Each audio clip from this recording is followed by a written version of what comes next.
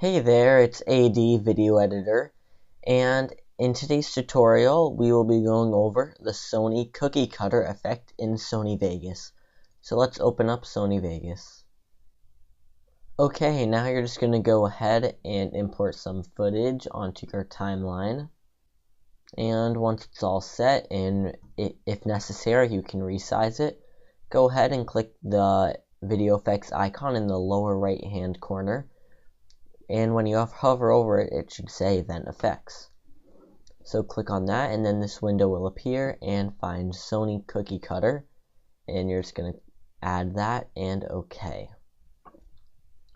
And in case you're not familiar of what the cookie cutter effect does, it is very similar to masking, and it'll pretty much do like a specific shape masking.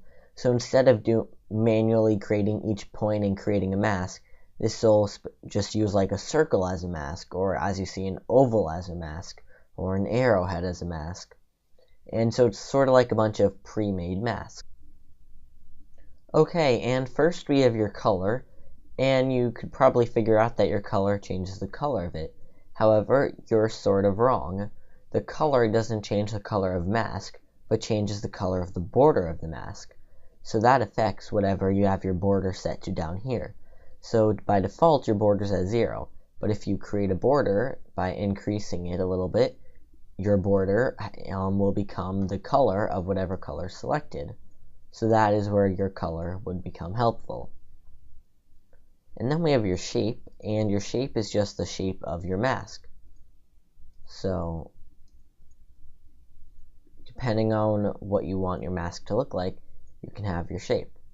So you have a circle, an oval side is just an oval standing up, a rectangle, a diamond, a square, a triangle, and a bunch of other triangles and arrowheads. Then you have this method thing right here, which basically decides whether you want the mask to be cut away, or if you want to cut away all but that mask. So this can be very helpful if you wanted to just select one thing, or you wanted to just make one thing disappear. So if I went ahead and created a circle, and if I'm going to go in the center or location of it and cover the chair, and I want only that chair there, I can leave it like this. But if I want that chair to be gone and everything else there, I can use cut away section, and everything but the chair is there. I'm going to move the center back to 0, and bring this back to cut away all but section. And then we have your feather, and your feather is just pretty much smoothing out your border or your edge. So if I increase the feather, it smoothens it out and blurs the edges a little bit to make it a little bit softer, a more natural border or edge, so it can blend in with your video a little bit better. So you can go all the way from a very sharp edge at 0 to very blended out at 2. Then you have your repeat X, and your repeat X just determines how often your mask repeats on the X-axis or horizontal. So generally you want to keep this at 1, but if for whatever reason you wanted like 2 or something, you can increase that. And then repeat Y is how it repeats on the Y-axis or vertical. So I increase it, you see there are more rows, and then I can increase the X, and then the Y, and you see they sort of even it out for whatever reason if you wanted to have that little effect to it. But I would suggest keeping these at 1. Then you have your size, and your size is just the size of your mask. So generally, you will want to adjust the size for the shape, because let's say right here, that's good for the circle, but if I changed it to maybe the oval side, it's not covered, the oval gets cut off.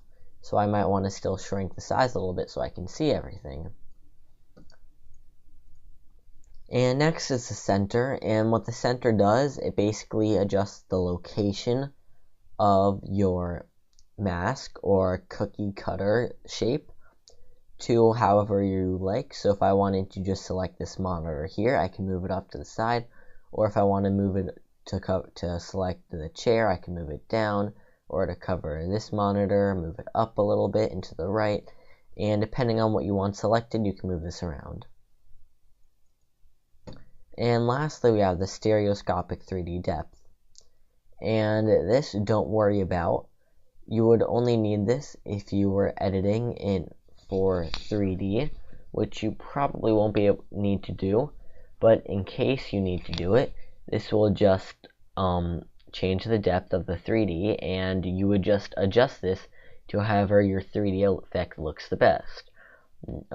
Keep in mind that you would need to be wearing the glasses, the 3D glasses, at the time, so you can see how well the depth would affect the mask. And so that is pretty much it for the cookie cutter. Something else that I like to use the cookie cutter for is if I just want to create a very basic mask, but I don't want to have to worry about creating the point for each thing and moving each point around for each frame. So it's just like an easy, simple way to mask. So guys, that was the Sony cookie cutter effect. I hope you liked this tutorial, and I definitely use this effect a lot, so I hope you guys use this effect a lot too. Well, please continue to watching my tutorials for the rest of the month. I will see you guys in my next tutorial later today on Sony defocus. And keep in mind, I can always use those 100 subscribers or 300 views. And I know you guys would love getting a free Sony Vegas or some new blue effects for Sony Vegas. Well, okay guys, that's it. I will see you later today. Thanks for watching.